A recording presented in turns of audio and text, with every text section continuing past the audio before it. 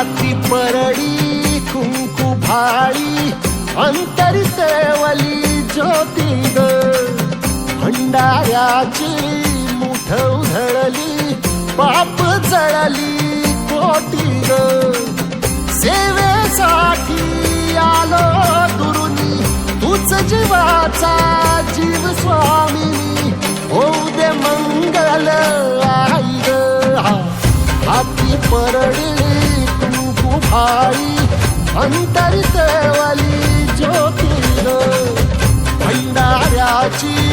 मुठ उधळली पाप जळली कोटी ग